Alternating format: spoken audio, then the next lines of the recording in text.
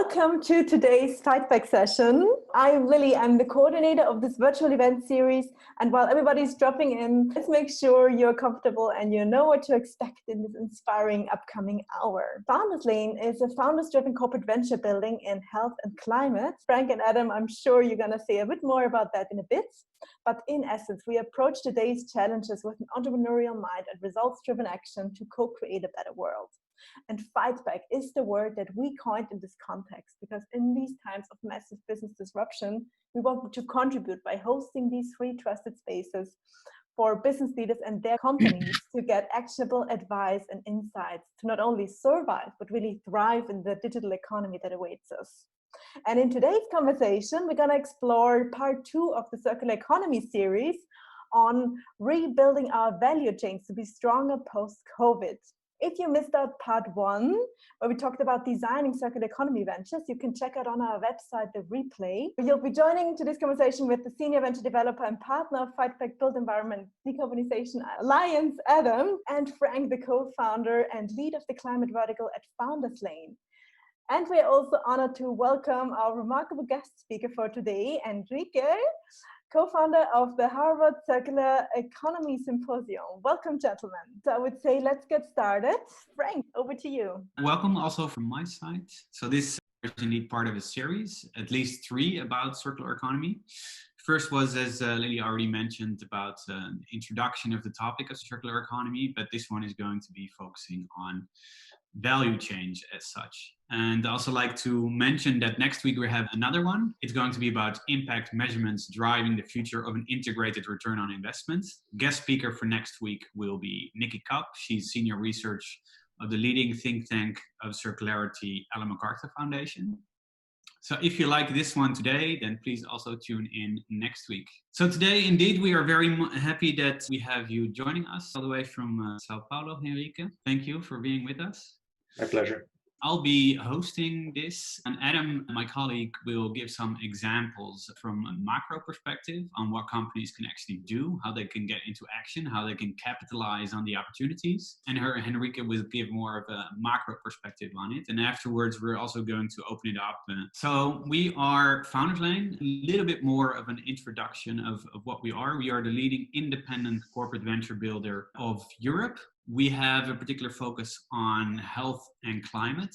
We are a 100% self-owned European company with now around 200 people working with us globally on ventures. One of the cases, which I think is a great success, is Solidic. Today, it's after 2.5 years after starting, it's the fastest growing PV analytics marketplace worldwide, with more than 100,000 PV plants connected. And that is basically what we are trying to do always, is how to leverage assets from corporates with our entrepreneurial mindset and co-create that way impactful ventures. As I mentioned, we have 2 main topics within FoundersLane, climate and health. We argue they are most important for society, and we can also create most impact here. Now, within climate, we see a major trend that is leading us towards system change. That includes changes in value change and supply change, but also asset-free models, sharing, renewables, sustainable consumption, circularity, of course, and how we can achieve those by using new business model innovation as such, enabling ecosystems and network effects, and technology with a purpose. How can we capitalize on the opportunities and the advantages that the 4th industrial revolution gives us?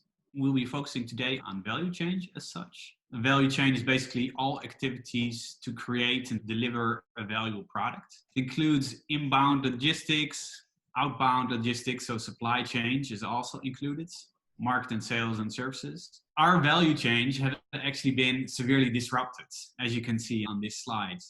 Global economic activity as a whole has actually been disrupted. Now, on this picture, you can already see a map of Europe with the flight movements this year in comparison to last year. And currently, I'm dialing in from Amsterdam, which is based one of the largest airports in the world, with nearly 72 million passengers served every year. And today there's nearly no takeoffs. The airport is operating at a bare minimum. That's not just for passengers, which has received a drop of 98%, but also cargo, 25% less cargo through the air.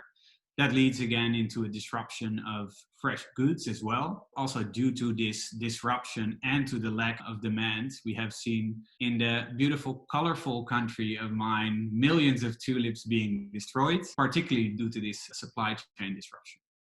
But just again, maybe these numbers, touch upon these numbers. 13.5% industrial production drop in January and February in China. 95% drop globally, worldwide on airport flights. 75%, so that's more than 2/3 of the world's manufacturing outputs have been affected by this COVID crisis. So what does that mean in terms of economics?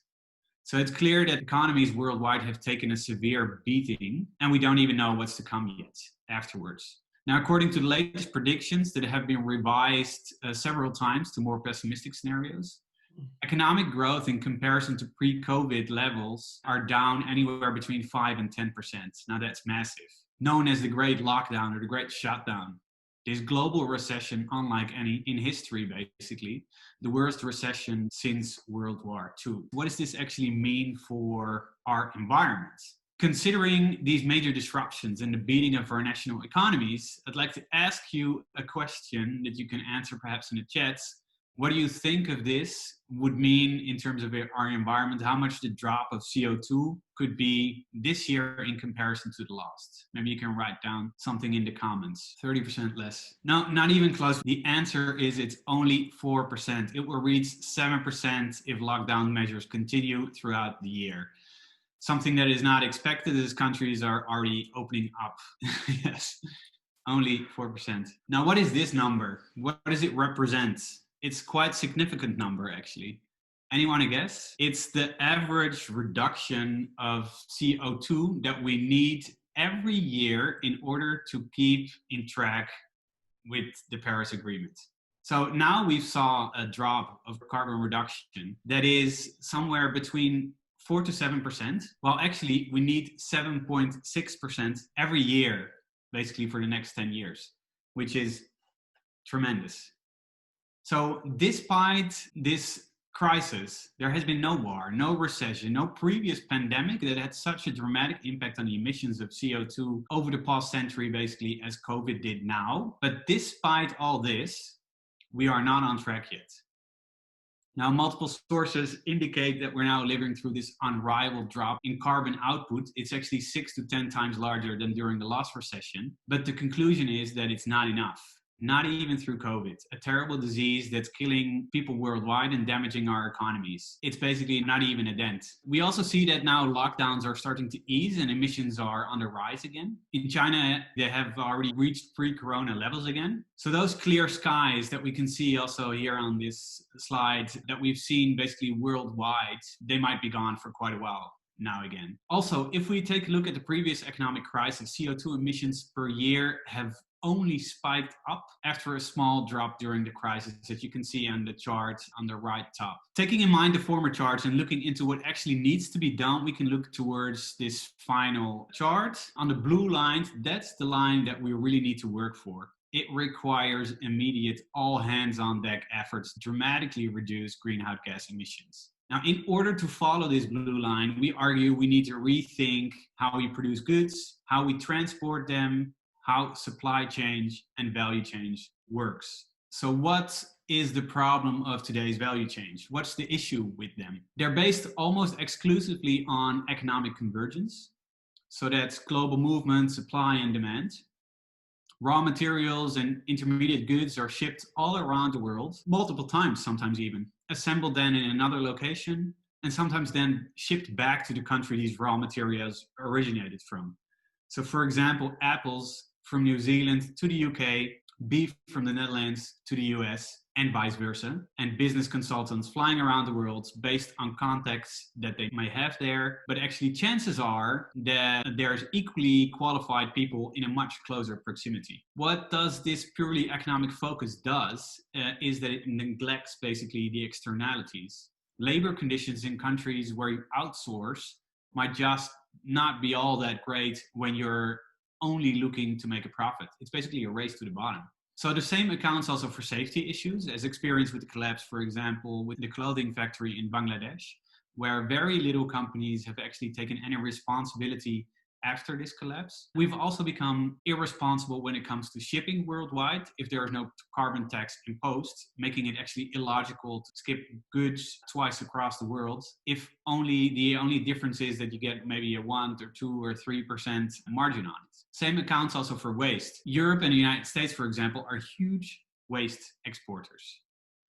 We just ship it out of sight, and then we no longer have to do with it. These polluting ships, the world no longer needs, for example, also like the ships that their lifetime is over, they're being dumped in Bangladesh to be taken apart over there, where labor conditions and environmental conditions aren't necessarily the greatest, to say the least. And there are many more examples, like not being responsible for the externalities. So we need to mature there. We need to man up. So we also need to recognize that we're leaking value, basically, by doing it like that. Our current value chains, they leak value everywhere, especially if you look at real value, integrated value, that takes into account externalities it produces, but also monetary value if you look at the inefficiencies of many of the current ways of working. So, for example, transportation of waste, think about taxi driving around with only one passenger or driving around empty with no passengers at all. Overproduction, as too much is being produced to be consumed due to, for example, changes in customer preferences, defects in waste, so food that doesn't look perfect enough for the supermarkets, or clothing for that matter. We're also wasting nutrition.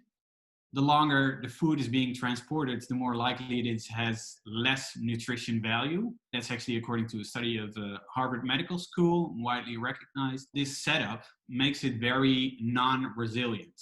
And COVID has basically accelerated this. It has shown us more so than before that our global supply chains are not resilient. Our value chains don't necessarily make too much sense. So we've seen arguments, for example, about the medical supplies during this COVID crisis, as well as medicines themselves, political issues, and the production and logistics worldwide have become massively disrupted. It's also a geopolitical risk. So if we look, for example, at Europe, which is relatively resource poor, they're very much interdependent from other continents. And perhaps we need to rethink, and there's plenty of voices already arguing that indeed we do need to rethink. So let's then look at the opportunity. Wherever, of course, there is disruption, there is opportunity. There is actually a fantastic opportunity now to redesign value chains that are sustainable, resilient, and profitable by using new business model, circular economics, for example, by using the tools of the fourth industrial revolution, and by being entrepreneurial. These value chains have actually always played a vital role in this transformation. We have laid out that there is now currently way too much waste. This waste basically means a lost opportunity. We need to become responsible for the externalities. We need to become independent from global events, political decisions, and disruption. They have changed before, these value chains. During the last 3 industrial revolutions, we basically created a habit of wastefulness. But they can change, and they will change. And we argue that today, we can create regenerative value and resilient models. So where we're going from basically at the moment is a time of disruption towards a time of uncertainty, towards a time where we can do it better, where we can restructure, where we can integrate these externalities and create responsible businesses with a very good opportunity as well. So then I hand over to you, Adam. Thanks, Frank, for that passionate introduction. So, what we want to highlight over here is essentially the role that circular economy can actually play in actually helping our supply chains, value chains become more resilient and close that gap between the economic loss and environmental gains that are needed. And, for us, it's not just one stakeholder, it's, a call for action from all stakeholders to come in and act. We need governments to come in and drive a vision, drive a national vision, a local vision, city level vision. We need consumers to think before they consume. We need consumers to actually put pressure to drive with, their purchasing habits, etc. We need businesses to innovate, collaborate, to, understand, figure out what they can do to actually change the status quo. We need all of these stakeholders to interact and work together and communicate. We need, the consumers to put pressure on the government to create regulation, to drive change, to refuse products from businesses that are wasteful. We need governments to incentivize, to inform, to regulate, both on consumers and businesses. And we need businesses to listen. They need to listen to both consumers, government. They need to influence consumers. They can sponsor basic research. They can, actually do what they can to invest resources to innovate. And all of them need to encourage, finance entrepreneurs. Entrepreneurs need to come in and need to innovate, collaborate, disrupt, collaborate with companies, change the status quo, come up with new models. We talk about kind of like some of these sort of disruptive kind of like new business models, such as Uber coming in, and this allowing significant efficiencies to the taxi business, Uber pooling, and all of that. There's a very big opportunity for startups and entrepreneurs to come in and really drive this further forward. I mean, starting on the sort of country and public municipality level, this is kind of like one of the key sort of starting points to actually encourage this initial sort of change.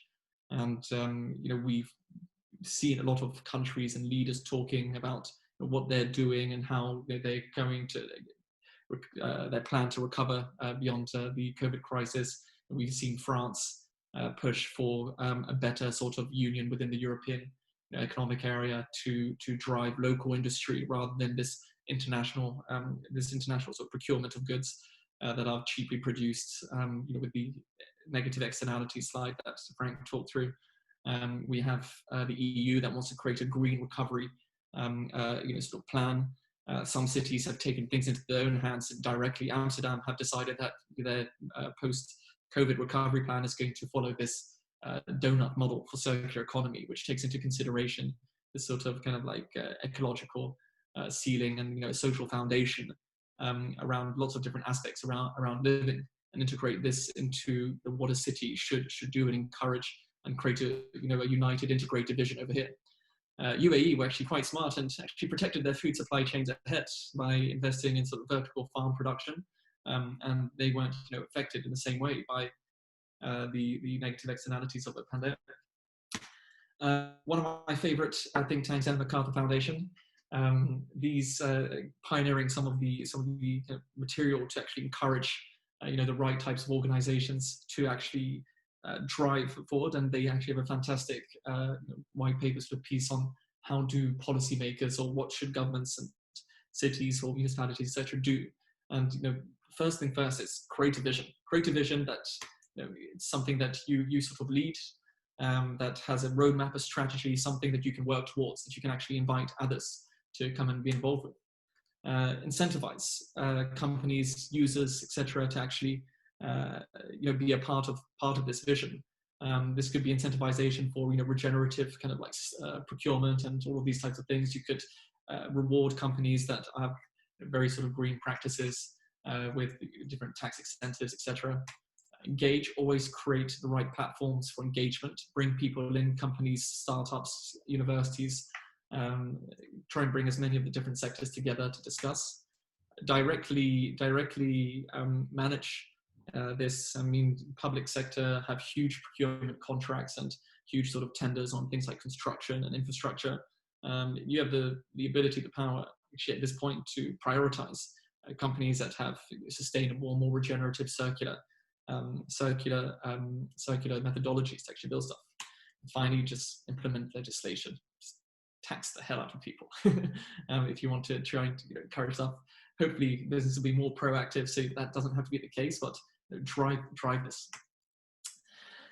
So we see that there's a really big strategic imperative on the company side. There's going to be a lot of work done on the government to drive sustainability through financial incentive taxes, but what about companies and what should they be doing? So we've seen in the last decade or so the rise of the chief information officer, bringing sort of back-end IT operations more to the forefront and actually more and more part of the strategic kind of output of companies. I've seen the rise of the chief sustainability officer, and in some industries, the chief sustainability officer is in the C-suite and making strategic decisions. Most industries, they're nowhere near there. A lot of industries put chief sustainability officer too close to corporate social responsibility, which don't want to, not devaluing corporate social responsibility, but corporate social responsibility should have much bigger budgets. They should be more tied in with the company's core mission and the company's sort of strategic imperative. What do we suggest? get this guy in, the chief circular economy officer, and make it more strategic. For us, circular economy is basically anything that's not linear economy. Linear economy is let's take, make, and dispose. Let's not think about our products in the future. Let's not think about waste. Let's not think about leakage. Let's not do all of that. No, this is something that you need someone who's got kind of big vision, who can combine strategy, who can combine sort of corporate finance, who can combine general internal operations as well with a sustainability vision. Also work with sustainability entrepreneurs, get some of these people involved to actually support and help and actually innovate in this area. I mean, companies should be focusing on, this magical triad of economic, environmental, social factors. We're seeing more and more move towards this, and we're going to cover this actually a lot in our next session on measuring impact. But there's a kind of growing need for companies to actually create these measures and drive these sort of priorities. We're seeing, investors become more interested in companies that actually don't just focus on their economic gains and focus more on creating environmental, social, positive impact at the same time. Consumers are more willing to buy products, more and more willing to buy products from these types of companies. This has to be integrated within company strategies. So as companies start thinking of how they rebuild their sort of strategies moving forward, the next decade, take a holistic, integrated approach. Think beyond the economics.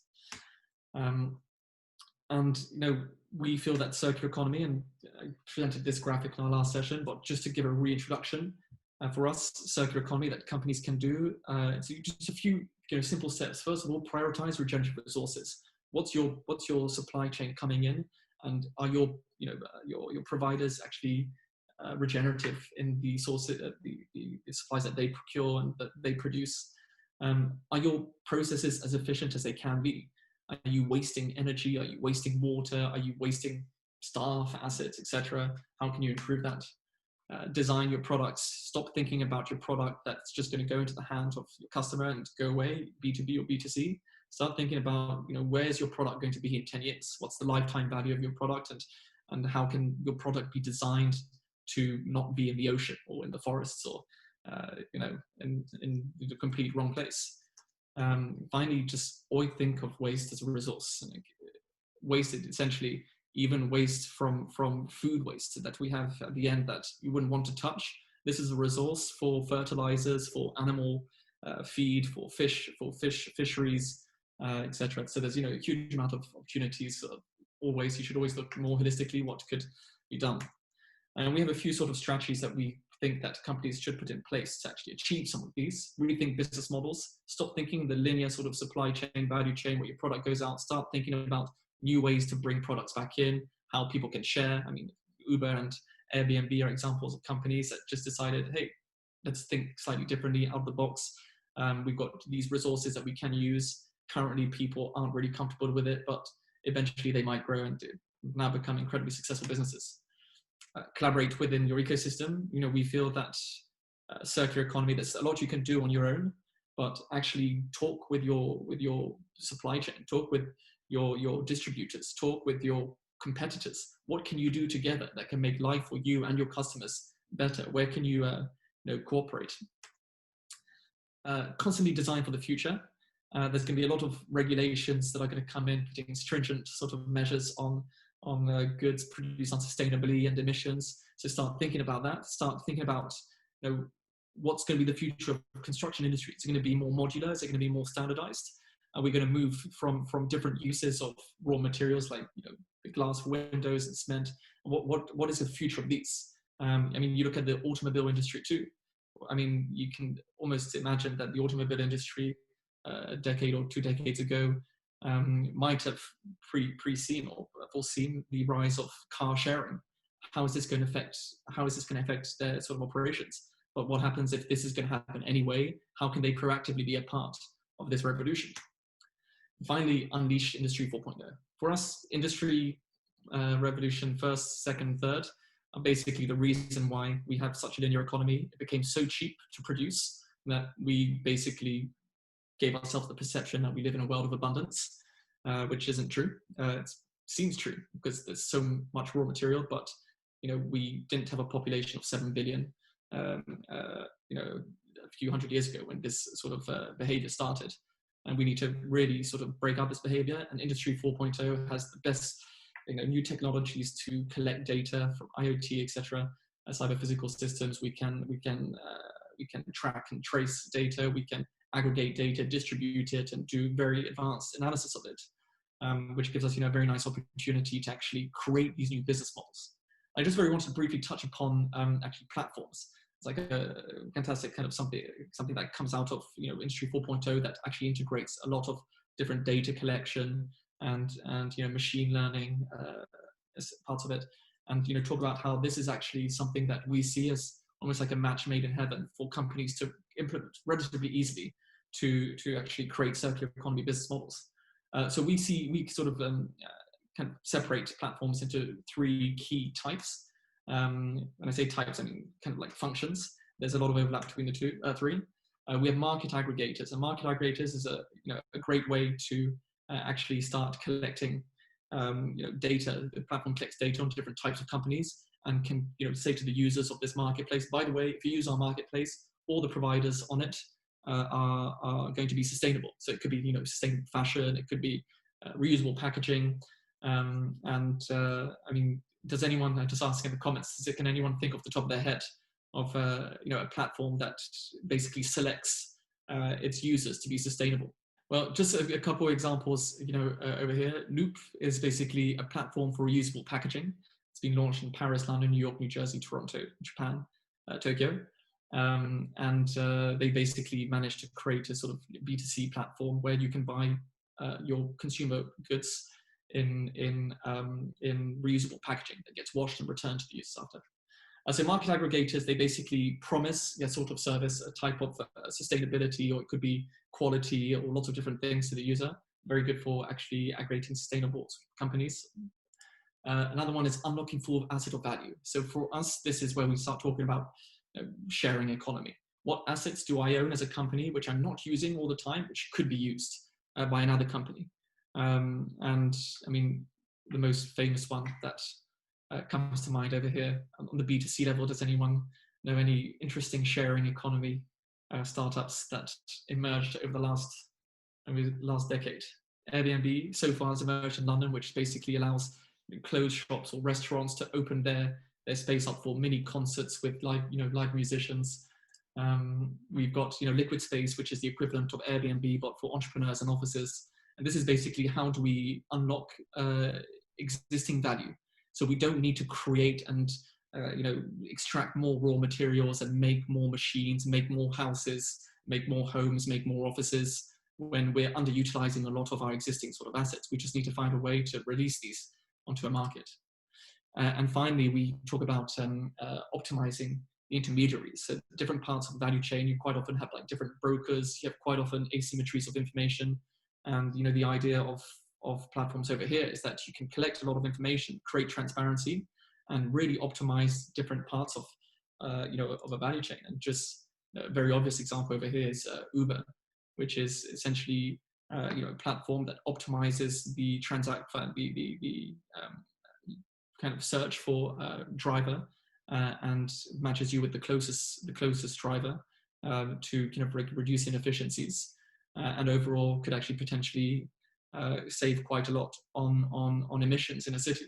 And Wastebox is a company that I really like, and had the pleasure of speaking to the CEO quite recently, explaining a little bit of the vision and the idea behind Wastebox. And the idea is, how can we innovate? How can we use platforms to try and find big inefficiencies, drive sustainability? And Wastebox is essentially Uber within the construction demolition industry. It optimizes a very inefficient process with a lot of pain points in a very low margin industry. That's actually quite useful.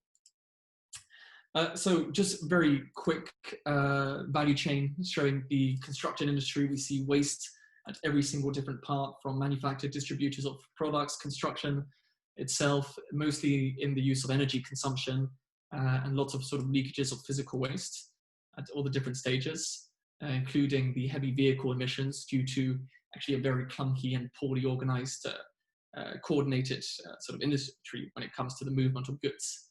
And in general, the largest sort of emitter of carbon and use of raw materials and producer of waste across all the stages, even the use and maintenance. I just wanted to highlight a few just interesting sort of initiatives that can be done. So basically, Restore Enzo, it's a forestry company that are really sort of trying to drive regenerative forestry practices. How do we actually increase the use of sustainable wood in building and actually prepare these models for the architects and help them? So they're collaborating with architects to actually create new business models around sustainable living.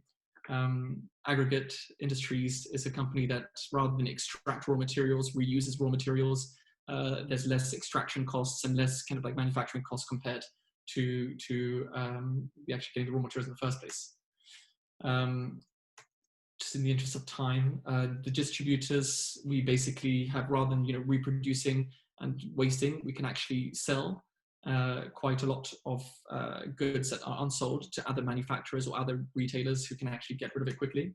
Worthlink is a company that I quite like. It's a Belgian initiative. It combines public sector and private sector. It's essentially a platform that allows builders to share materials that are not being used.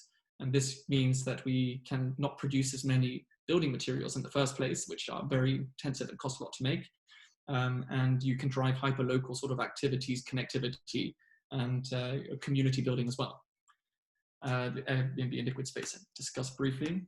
And I want to talk about Wastebox. And Wastebox for me is like a fantastic example of a company that wanted to really drive efficiency. And they basically managed to create almost like an artificial overall company that brings in lots of different providers of skip owners, disposal companies.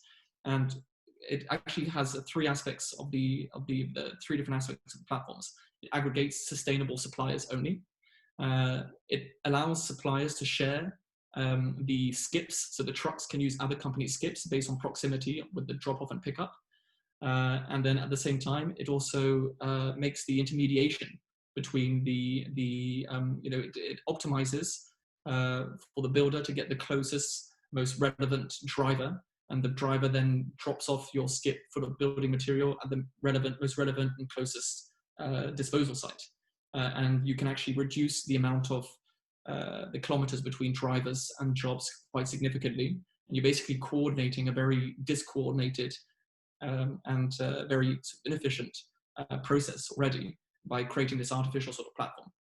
So just to summarize, there's actually quite a lot that companies can do to unlock value that is existing within the company, mostly through hidden assets, but mostly through optimization of different processes and connections between the different clients. If you have any questions, I'll still be here at the end, and I'll pass on to Henrique, who's going to give his perspective as a macroeconomist who's discovered and fell in love with the circular economy. Thanks, Adam. Thanks, Frank. Thanks for the invitation to join you guys. I find your work fascinating because you were really promoting thought and stimulating entrepreneurs to jump in and feel the slots of business solutions that can actually make things move. I will just make the most boring presentation here of a few things I think might happen or might be accelerated after the post-COVID world that we are in. And I don't know who's flipping the slides. It's Lily. Is it Frank? You can go to the next slide. I will just brush through a few things that might happen in the world that, according to my perspective. So supply chains will change, as Frank and Adam nicely based and presented. One, let's get concrete. One example of the personal protection equipment, like face masks. Many countries have had difficulties to procure face masks, especially in this moment, from supplying countries. And that crisis basically promoted a rethink of how can we reuse the ones we have, how can we make our own. And fortunately, I've seen this up close. My mom is part of a face mask building cooperative with 100+ volunteers here in my hometown of Ribeirão Preto in Brazil. And they together with other people, they made more than 100,000 face masks for general population and health workers usage. So this type of swapping, procuring sources from global to local might be one of the reactions that might leave lessons for people. And circularity in general. So not thinking linear to make use dispose, but looking at the disposal side or designing ways to reduce waste. A circular economy at the global perspective means that the consumption side will be a bit closer to the production side and vice versa. What does that mean geographically? You tend to have more regionalization instead of a long distance production and shipping. That said, regionalization, so having, for example, manufacturing centers in South America, closer to Brazil, instead of in Asia, might make it easier to improve governance over those resources, close loops, and also source better materials and make sure that they actually go back to the remanufactured sites once the products reach their end of lifetime. So I think this regionalization doesn't mean the end of globalization. It's just another iteration of it. And I think it could deeply improve governance. And there are calls everywhere to have this. At the same time, we have other issues like carbon pricing of transport, deeply touted in the EU, human rights profiles of production countries, labor condition production countries. This is always being an issue. Consumer awareness, where their products are coming from. I know that the fashion industry, so we worked with this at the UN a few years ago. Fashion brands were adopting QR codes where you can scan your let's say your leather bag to know where your leather is coming from. And this type of traceability that it reaches the consumer will play a role, has been playing a role in markets like Europe, will start playing a role in markets everywhere due to the very low cost of creating such traceability systems, especially with the adoption of blockchain. CSR, automation has been making strides. Production costs tend to go down with this, and further policy signals like the EU Green Deal, all those micro elements contribute to a greater regionalization and oversight of production. So that those components will impact the changing supply chains. Consumers themselves, consumers are king, right? They're really the power driving markets. And one thing I often hear from my friends, colleagues, is that, oh my God, actually, I'm spending much less. Okay, maybe I'm earning much less, depending where especially if you work in service sectors, but you're also spending less. And where I was spending all my money before, like perhaps I don't need to go back to that pattern of life and expenditure. So you have spending pattern change from now on, for sure. You also have a search for better price. A lot of people lost their jobs. A lot of people are losing their jobs, and you have a very big push for low costs, price reductions. I went to Burger King recently, and I here in Brazil, and I bought 4 Whopper burgers for 6 francs, like 4 units. So basically the dinner of the house here. And where you don't find 6 sandwiches for $6, for 4 sandwiches for $6 anywhere in the world. How come Burger King, a global brand, has managed to reduce their offering price so low? They're probably doing a lot of reorganization inside their businesses, which will lead for sure for some permanent changes in how those companies operate. So I really believe in businesses that tackle the bottom of the pyramid, because one thing is to talk about luxury cars or fancy materials or expensive garments made out of reusable or long-lasting materials. But we should really think about businesses that work on the bottom of the pyramid, so work with the masses. The likes of Gramo, for example, working with reusable packaging in Chile. They joined us in the Harvard Symposium. Those really have transformative power for a lot of people. And I think that's where a lot of the golden opportunity lies here. And if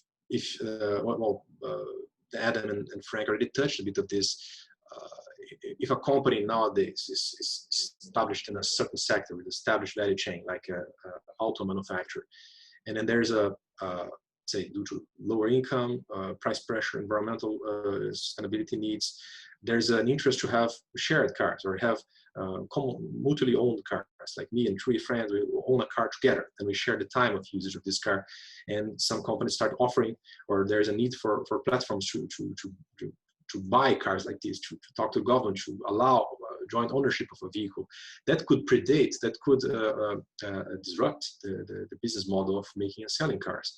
But again, companies need to move and need to adapt, otherwise they will be disrupted, using the jargon, by someone else. I think this is going to happen. This is happening, and I think this is just fascinating. Like owning a car, having a car, leaving your car in the garage 98% of your time is not a smart thing to do. It's leaking value, as Frank well put. And we should stop having those value hemorrhages everywhere in order for us to continue growing and getting out of this situation we are now in. Buy direct from the source. A lot of people are finding new ways to procure their stuff directly from where the value is at. I mean, you want the value addition to be the place where you actually buy from. You want to have less intermediaries. Intermediaries are fine if they're adding value to products, but if it's just about reselling, you look at the fashion industry, look at the price that a t-shirt comes out of a factory in Bangladesh, you look at the price we pay here in Sao Paulo or in Cambridge or in Paris for a t-shirt. There is a lot of value, or a lot of the cost of the shirt, or the price of the shirt, is being captured by intermediaries that are not perhaps adding so much value. And with the Industry 4.0 digitalization, you can come closer as a consumer to the production side. And of course, biorisk fears will change behavior. People will be more distant from each other. The last 3 pictures here at the bottom are like how retail used to be in the past. You used to go to a store, enter a store, ask for your medicine container, and then the person will pick it and give it to you and collect the money, to the supermarket model, which was a massive efficiency revolution, which is now under threat in a way because of biorisks, because of the transport that's involved of everybody going to the supermarket and coming back in parking lots, leaking value, to the new models that are popping up. Like this last picture is my cousin in Milton Keynes near London. She's receiving her groceries by robot in her house. They're running those systems there. Why not this? Why not having driverless delivery vans bringing stuff to you, optimizing routes, using computation assets to find optimal routes between 100 drop points. There are a lot of new things that are happening now, and that could revolutionize the ways people get their stuff. Next slide, please. So on backing like the logic of supply chains, for developed country firms, I'm sure there's a lot of things going on. There's a renewable push for automation. I'm sure a lot of people, a lot of company leadership are going to the likes of McKinsey, Boston Consulting Group, looking at which parts of our supply chain could be automated. We could be less reliant on labor, for example, because labor has been disrupted now due to the pandemic, and there might be another pandemic. So there is for sure a lot of behind the scenes analysis and studies on how to labor-proof critical parts of supply chains. And this growing automation could be a window for the reindustrialization or partial reindustrialization of Europe and North America. Could be, especially if automation reduces costs. So, okay, but you're in a globalized world. How about developing country firms? Low-cost labor is no longer a very long-lasting competitor. I think this is already a known trend. You've seen this, for example, in China with the cost of labor going up, especially as quality of products made there has steeply increased. You have other things that are very important, such as innovation and flexible trade policy. Why? Why you need flexible trade policy? You need countries to be able to import and export things. Usually, there's a lot of focus on promoting exports and restricting imports, like with the old mercantilist mentality that still exists in many places. Let me give you a concrete example. I worked in Angola for a couple of years, and in Angola, the Airbnb where I used to stay had the building had 3 elevator shafts. 2 of those elevator shafts were out of use because they could not repair the elevator, because they could not import the parts to do this repair. So allowing companies, allowing people to access capital, access computers, access digital products that allow them to well, not only run the economy, but also to repair existing capital stocks is essential. And this involves trade policy. So in the world where digitalization is going further, where you can find online a part for your car instead of going through many intermediaries. That's very important to be able to bring this part in so that your asset, your car, can run longer, or your washing machine, and instead of just throwing away and having a linear pattern of utilization. Business innovation in food and healthcare resilience. We have seen a lot of problems with food wastage, especially due to low demand now, crops being destroyed, flowers being destroyed in the Netherlands.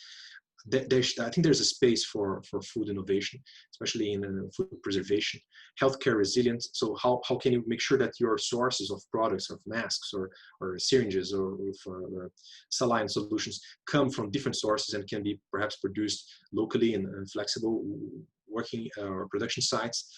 This is a major priority now, given that many countries have been exposed to a very unresilient supply chain of medical products in the context of emergency. And I think there's space for entrepreneurship and business innovation there too. Next slide, please.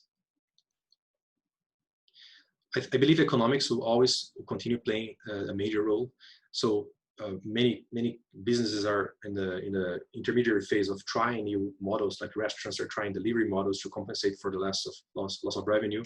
I think there's going to be a lot of industry consolidation. Some will realize that at a smaller production or scale, they are not profitable anymore. So some will be driven out of business, some will innovate, other models of doing business will appear.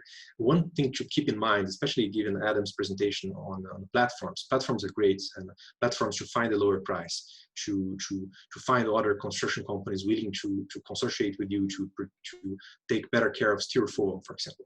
That's all great, but we should always keep in mind that the malaise, so the problems of economics, will exist either in the linear economy, in the oil business, and could still exist in the new economy, in circular businesses. You can still have monopolies and monopolistic behavior, which is harmful for society, even in sustainable, clean tech, circular businesses. And that we should not close our eyes. Competition policy, monitoring, and action. The government needs to pay attention to this type of market failures and act so that we don't cancel one problem like climate change, bringing another one like new monopolies that can also be socially harmful. Next slide. So yeah, I mean, nobody knows the future. Predictions are impossible. But the nice thing of this type of discussion is to have a little bit of food for thought, like the injections of thinking, okay, which parts of the value chain could be transformed? How can I work on a micro part of this and help solve the solution? Let's say that's how can we reuse better face masks? How can we make sure that car ownership becomes accepted by government registry?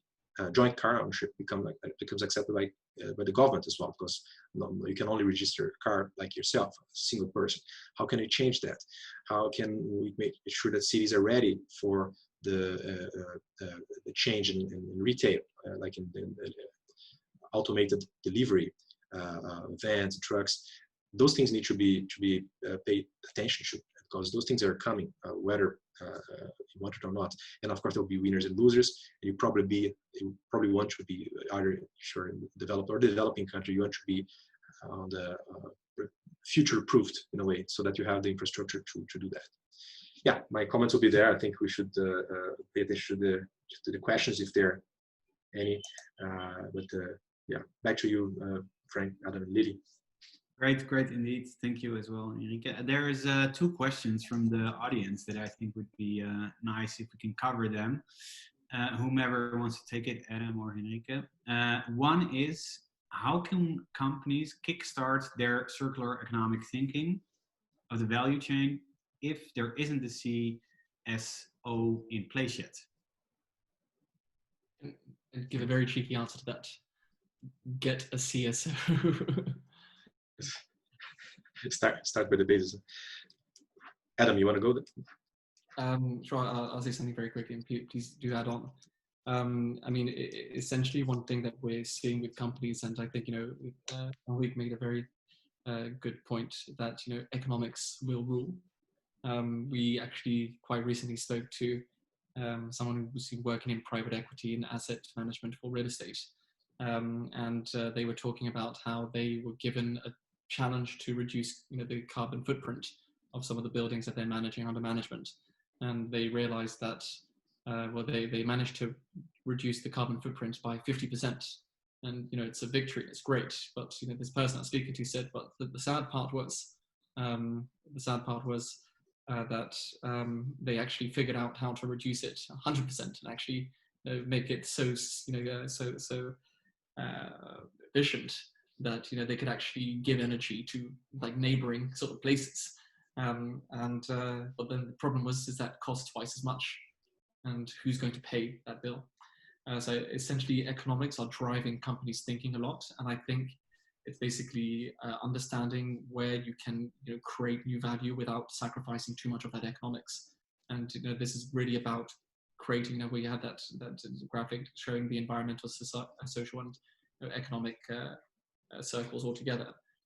Where can you innovate in that nexus that takes into consideration the economic gains, and it could be the unlocking the value of new assets, and actually making the case. At the moment, companies make cases through what's the 5-year ROI, 10-year ROI, what's your future cash flows, net present value of a project. Can you integrate environmental, social aspects into this? We'll talk about this next week. But Henrique, if you want to add to that, please feel free. Adding to what you just said, I think there's an important rule of doing what you guys are doing at FoundersLane, to create dialogues so that people with ideas or with the latent ideas have a place to talk, present, discuss, also with people who are running and starting companies. Like in my country, in Brazil, when I was in university, there was not a big culture of involving, for example, academic thinking or doing events with the university, with company management, or in startup incubators to share ideas. Okay, how can we make this type of agricultural crop cleaner, or how to make food delivery better, more efficient?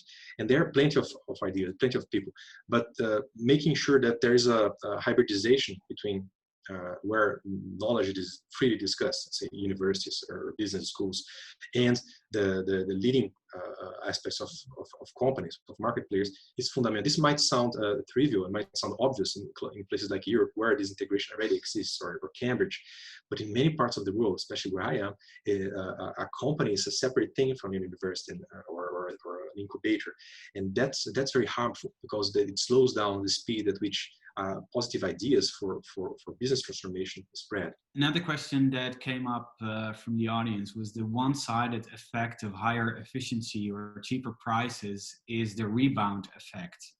More car trips when commuting becomes cheaper through Uber, for example. How is this factored into the whole picture then, exactly regarding efficiency and making things cheaper? And do you want to go for it, Henrique?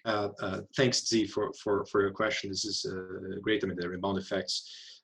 I think this idea of Uber kind of changing a problem for another, it's true. You can have more cars in the surface of the city, reduce public transportation usage, and creating other problems. But this is all based on the idea that we still need to move, we still need to move the same number of people, and with using underutilized assets, which is great, but maybe we don't. With this digitalization, with this global experience in teleworking, perhaps flexible working hours, finally, the things that have been preached by the green work advocates for a long time might be adopted for real. I don't know, for example, I'm on leave now, but the United Nations has most of its staff at home now, and they return about 30% only in June. And there will be a lot of people who still want to continue working from home, and there will be this is going to be a great experiment. See if the productivity, how productivity goes between staff, and you can actually design a better system where you need less transportation.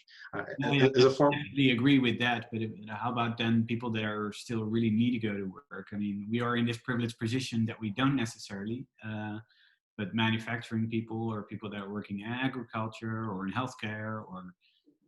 Frank, and if you don't mind, just me jumping in on here, and when we look at mobility and we look at Uber and you look at the sort of concept that comes out, you've got to look at it as part of a journey of innovation within mobility. and it's basically changing the behavior and the attitudes. Mm-hmm. And what Uber did very nicely and very, very, very well is using the data that they could aggregate in this reintermediation to start combining people's journeys. And at the beginning, I don't know if Uber Pool is available in your countries, but in London, it's actually quite common. People are used to it. People don't mind being sat next to someone who might be very drunk in the car next to you who you don't know. They don't mind being sat next to a complete stranger on the other side. It becomes part of the behavior a lot more. And I think it's in Berlin where companies have started seeing that. And I think it's like the taxi company in Berlin. You might know the name of it, Frank, being based in Berlin. But they realized that actually carpooling is a model that's going to grow, that's come from Uber.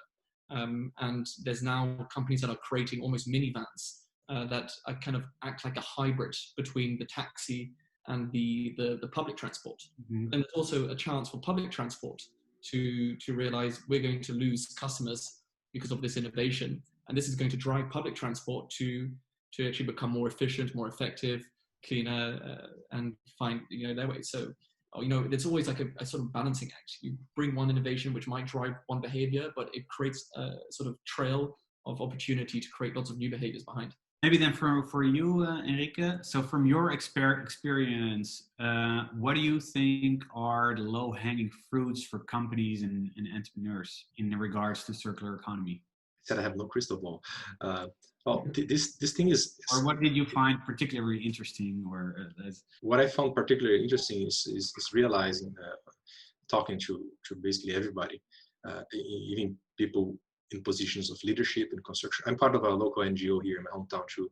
I'm in touch with the people who run large construction companies, people who run the justice system. There's a consensus that something is wrong, we need to change, but there's a lack of, let's say, sometimes awareness, sometimes knowing what to do first.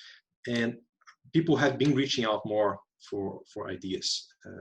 And I think there's trying to tackle this, because you can never prescribe which solution a company should adopt, but you can always help the company or leadership go to a place that will allow those ideas to be presented in front of them. So allowing this menus of options to be seen and allowing them to talk with other companies that have done similar change, I think that's a way to go. That's a soft way. I never underestimate the soft power behind putting people together to discuss things that that could be transformative for their businesses, for their careers. So I think that like promoting discussion, especially in a moment where you don't know where to go, like now, like we all have doubts in our minds, it's a better way to think with a collective brain instead of with ourselves. And I think that's a long-hanging fruit. Building such dialogues it doesn't cost much. It costs time, it costs personal investments, but it can really help. And I've been seeing this happening across the board at multiple levels, including at the municipal level here. Thank you so much for everything. It was super inspiring. I'm gonna share a link with you guys here in the chat if you want to check out the recording from the first session and also want to sign up for next week's session. Please do that here. Thanks again and have a wonderful rest of the day, everyone. Great. Thank you. Thanks, everybody. Bye. For all the attendees. Bye-bye.